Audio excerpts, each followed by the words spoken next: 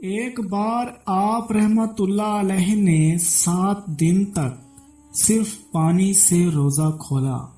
گھر میں کھانے کے لیے روٹی کا ایک لقمہ بھی نہیں تھا۔ افطار کا وقت بہت قریب تھا کہ حضرت رابعہ بصری رحمت اللہ علیہ پر بھوک کا غلبہ ہوا۔ نفس نے آپ رحمت اللہ علیہ سے فریاد کی، رابعہ آخر تو کب تک مجھے بھوکا رکھے گی؟ ابھی آپ رحمت اللہ علیہ کے دل میں یہ خیال گزرا ہی تھا کہ کسی شخص نے دروازے پر دستک دی۔ آپ رحمت اللہ علیہ باہر تشریف لائیں تو ایک نیاز مند کھانا لیے کھڑا تھا۔ حضرت رابعہ بصری رحمت اللہ علیہ نے کھانا قبول کر لیا اور نفس سے مخاطب ہوتے ہوئے فرمایا، میں نے تیری فریاد سن لی ہے، کوشش کروں گی کہ تجھے مزید اذیت نہ پہنچے۔ یہ کہہ کر آپ رحمت اللہ علیہ نے کھانا فرش پر رکھ دیا اور خود چراغ جلانے اندر چلی گئی۔ واپس آئی تو دیکھا کہ ایک بلی نے کھانے کے برتن الٹ دیے تھے اور زمین پر گرا ہوا کھانا کھا رہی تھی۔ حضرت رابعہ بصری رحمت اللہ علیہ بلی کو دیکھ کر مسکرائیں، شاید یہ تیرے ہی لیے بھیجا گیا تھا، اطمینان سے کھا لے۔ افطار کا وقت قریب ہو چکا تھا۔ حضرت رابعہ بصری رحمت اللہ علیہ نے چاہا کہ پانی ہی سے افطار کر لیں۔ اتنے میں تیز ہوا کا جھونکا چلا اور چراغ بجھ گیا۔ حضرت رابعہ بصری رحمت اللہ علیہ اندھیرے میں آگے بڑھی، اتفاق سے پانی کا برتن بھی ٹوٹ گیا اور سارا پانی زمین پر بہہ گیا۔ عجیب صورت حال تھی۔ بے اختیار آپ رحمت اللہ علیہ کی زبان مبارک سے یہ الفاظ ادا ہوئے، الہی یہ کیا راز ہے، میں گناہ گار نہیں جانتی کہ تیری رضا کیا ہے۔ جواب میں ایک صدائے غیب سنائی دی، اے میری محبت کا دم بھرنے والی، اگر تو چاہتی ہے کہ تیرے لیے دنیا کی نعمتیں وقف کر دوں تو پھر میں تیرے دل سے اپنا غم واپس لے لوں گا، کیونکہ میرا غم اور دنیا کی نعمتیں ایک ہی دل میں جمع نہیں ہو سکتے۔ اے رابعہ، تیری بھی ایک مراد ہے اور میری بھی ایک مراد ہے، تو ہی بتا کہ دونوں مرادیں ایک جگہ کیسے رہ سکتی ہیں۔ حضرت رابعہ بصری رحمت اللہ علیہ فرماتی ہیں کہ جب میں نے یہ آواز سنی تو دنیا سے ہمیشہ کے لیے منہ موڑ لیا اور ساری امیدیں ترک کر دیں۔ اس کے بعد میں نے ہر نماز کو آخری نماز سمجھا۔ ایک بار حضرت سفیان ثوری رحمت اللہ علیہ حضرت رابعہ بصری رحمت اللہ علیہ کی مجلس میں حاضر ہوئے اور فرمانے لگے، رابعہ آج تم مجھے وہ باتیں بتاؤ جو تم نے کسی کتاب یا عالم کے ذریعے حاصل نہ کی ہوں، بلکہ وہ براہ راست تم تک پہنچی ہوں۔ حضرت رابعہ بصری رحمت اللہ علیہ کچھ دیر تک غور کرتی رہیں، پھر آپ رحمت اللہ علیہ نے امام وقت کو مخاطب کرتے ہوئے فرمایا، ایک بار میں نے اپنی ضرورت کی چیزیں خریدنے کے لیے ہاتھ سے بٹی ہوئی چند رسیاں فروخت کی۔ خریدار نے مجھے 2 درہم دیے تو میں نے 1 درہم ایک ہاتھ میں لیا اور دوسرے ہاتھ میں۔ مجھے ڈر تھا کہ ایک ہی ہاتھ میں دونوں درہم لینے سے کہیں میں گمراہ نہ ہو جاؤں۔ اس بات سے حضرت رابعہ بصری رحمت اللہ علیہ کا اشارہ کثرت مال کی طرف تھا۔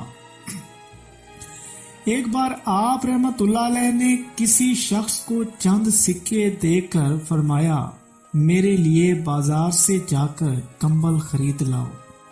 اس شخص نے عرض کیا، مخدومہ آپ کو سفید کمبل درکار ہے یا سیاہ؟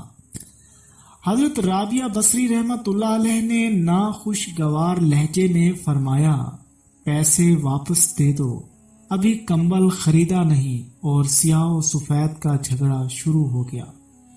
پھر اس شخص نے پیسے واپس لے کر اپنی خادمہ کو دے دیے اور فرمایا کہ انہیں جا کر دریا میں پھینکو۔ ان تمام واقعات سے اندازہ ہوتا ہے کہ حضرت رابعہ بصری رحمت اللہ علیہ دنیا اور اہل دنیا سے کس قدر بے نیازانہ تعلق رکھتی تھی۔ ایک بار کسی شخص نے برسر مجلس آپ رحمت اللہ علیہ سے سوال کیا، آپ کہاں سے آئی ہیں؟ حضرت رابعہ بصری رحمت اللہ علیہ نے جواب فرمایا، اس جہان سے، اور کہاں جائیں گی؟ اسی شخص نے دوسرا سوال کیا۔ حضرت رابعہ بصری رحمت اللہ علیہ نے فرمایا، اسی جہان میں۔ پھر جب آپ رحمت اللہ علیہ سے پوچھا گیا کہ اس جہان میں کیا کرتی ہیں، تو فرمانے لگیں، میں افسوس کے سوا کچھ نہیں کرتی۔ پوچھنے والے نے پوچھا، آپ کس بات پر افسوس کرتی ہیں؟ حضرت رابعہ بصری رحمت اللہ علیہ نے فرمایا، اس جہان کی روٹی کھا کر اس جہان کا کام کرتی ہوں۔ پھر حاضرین مجلس میں سے ایک شخص نے کہا، آپ کی زبان میں عجیب مٹھاس ہے، اس لیے آپ مسافر خانے کی محافظت کے لائق ہیں۔ اس شخص کی بات سن کر حضرت رابعہ بصری رحمت اللہ علیہ نے فرمایا، میں یہی کام تو کر رہی ہوں، جو کچھ میرے اندر ہے اسے باہر کرتی ہوں، اور جو باہر ہے اسے اندر آنے نہیں دیتی۔ کون آتا ہے اور کون جاتا ہے مجھے اس سے کوئی غرض نہیں، میں دل کو محفوظ رکھتی ہوں، نہ کہ مٹی یعنی جسم کو۔ حضرت رابعہ بصری رحمت اللہ علیہ عشق الہی میں اس قدر غرق رہتی تھیں کہ خوشی اور غم اپنی حیثیت کھو بیٹھتے تھے۔ عبادت کے بارے میں آپ رحمت اللہ علیہ کا طرز فکر بڑا عجیب تھا۔ آپ رحمت اللہ علیہ خوف اور طمع سے بے نیاز ہو کر اپنے خالق کو پکارتی تھیں۔ ایک بار آپ رحمت اللہ علیہ پر جذب کی کیفیت طاری تھی۔ اہل بصرہ نے دیکھا کہ آپ رحمت اللہ علیہ ایک ہاتھ میں آگ اور دوسرے ہاتھ میں پانی لیے ہوئے بھاگی چلی جا رہی ہیں۔ لوگوں نے حضرت رابعہ بصری رحمت اللہ علیہ کو اس حال میں دیکھا تو پوچھا، یہ کیا ہے؟ آپ رحمت اللہ علیہ نے کہا، کہاں جا رہی ہیں؟ حضرت رابعہ بصری رحمت اللہ علیہ نے فرمایا، میں اس پانی سے دوزخ کی آگ کو بجھانے چلی ہوں کہ لوگ اسی کے خوف سے اللہ کی عبادت کرتے ہیں۔ اور یہ آگ کس لیے ہے؟ لوگوں نے پوچھا۔ میں اس آگ سے جنت کو پھونک ڈالنا چاہتی ہوں تاکہ جو لوگ جنت کی لالچ میں اللہ کی عبادت کرتے ہیں انہیں جنت نہ مل سکے۔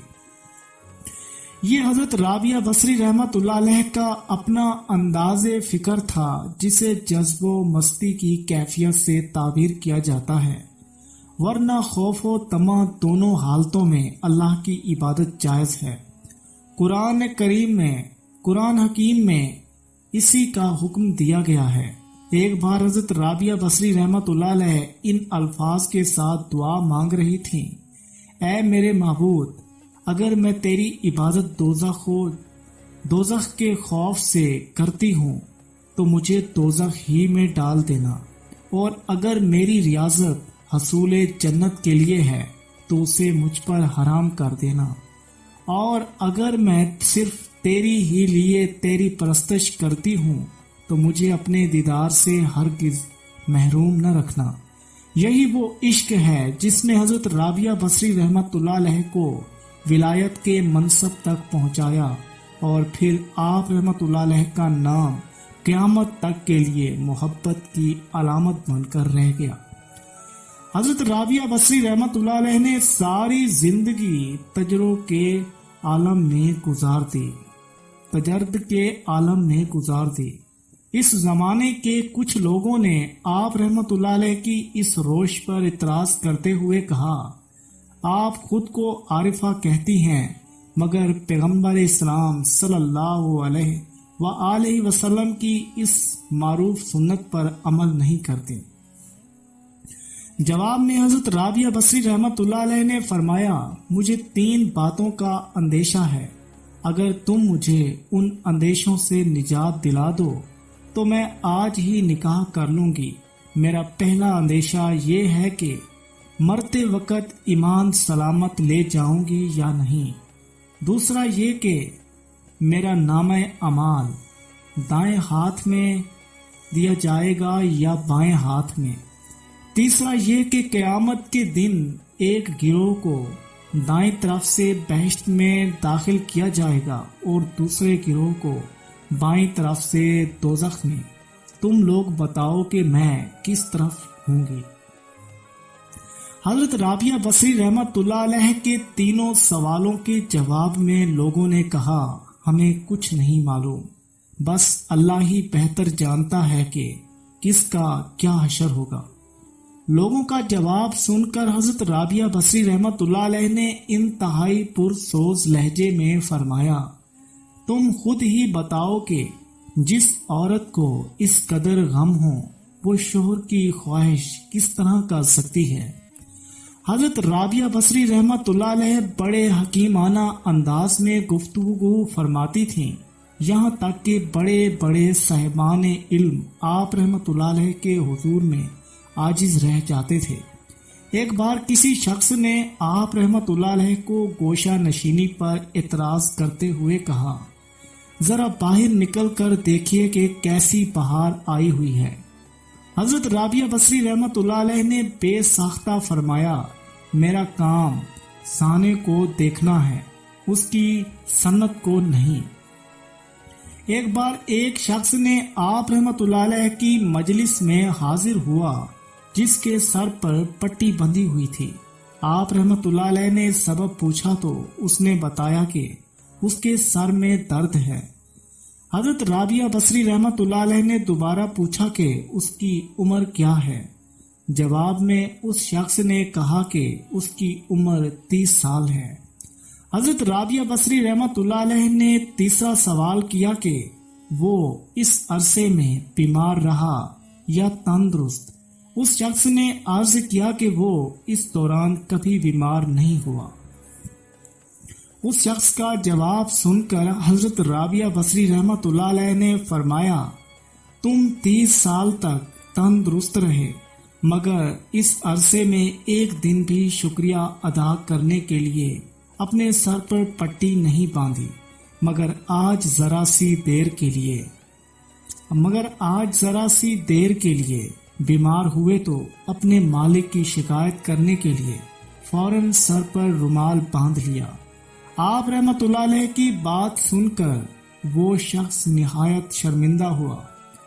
ایک بار کچھ اہل علم لوگ جو آپ رحمت اللہ علیہ کی شہرت و محبوبیت سے حسد رکھتے تھے مجلس میں حاضر ہوئے اور کہنے لگے، اللہ تعالیٰ نے مرد کو عورت پر فضیلت بخشی ہے، ہمیشہ مرد ہی کو نبی یا رسول بنا کر بھیجا گیا ہے، آج تک کسی عورت کو یہ شرف حاصل نہیں ہوا۔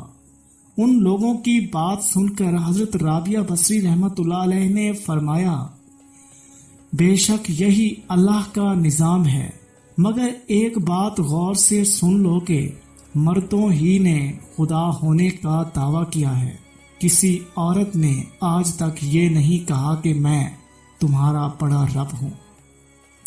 حضرت رابعہ بصری رحمت اللہ علیہ کا اشارہ فرعون مصر کی طرف تھا جو خدائی کے بلند و بانگ دعوے کیا کرتا تھا۔ حضرت رابعہ بصری رحمت اللہ علیہ شاعری بھی کیا کرتی تھیں۔ آپ رحمت اللہ علیہ کا سارا کلام کیفیت عشق سے معمور ہے۔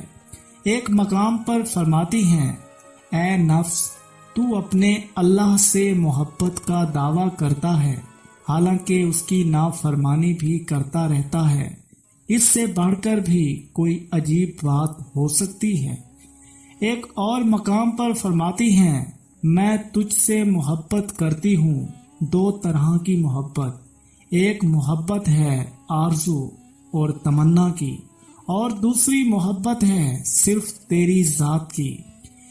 मेरी वो मोहब्बत जो आरजू और तमन्ना से लबरेज है वो कोई अहमियत नहीं रखती, मगर वो मोहब्बत जो सिर्फ तेरी जात से है, उसी मोहब्बत का वास्ता हिजाब को दूर कर दे ताकि आंखें तेरा जलवा देख सके। हजरत इमाम गजाली रहमतुल्लाह अलैह फरमाते हैं, राबिया बसरी ने अपने इशार में गर्ज और आरजू की जिस मोहब्बत का जिक्र किया है, इससे मुराद अल्लाह का एहसान और इनाम है जो वो अपने बंदों पर रवा रखता है, और जिस हुब्बे ज़ात इलाही की बात की है उससे मुराद दीदारे खुदावंदी की मोहब्बत है जिसका नज़ारा उनके दिल की आंखों ने किया, और यही मोहब्बत सबसे बेहतर और बरतर है।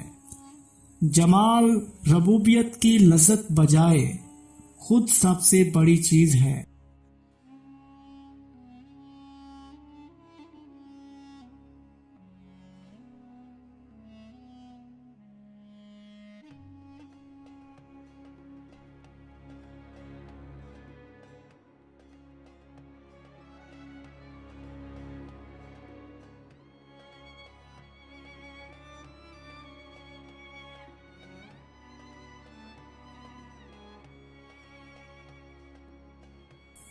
मोहब्बत का ये आबशार 88 बरस तक जारी रहा।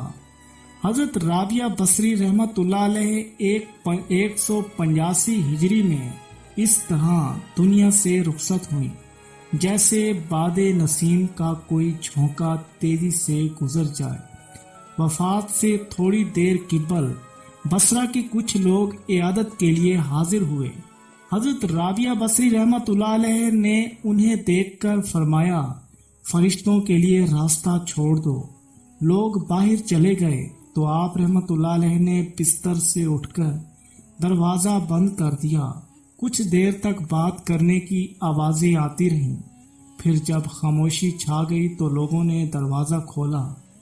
हजरत राबिया बसरी रहमतुल्लाह अलैह दुनिया से रुखसत हो चुकी थीं। लोगों ने अश्क बार आंखों से देखा।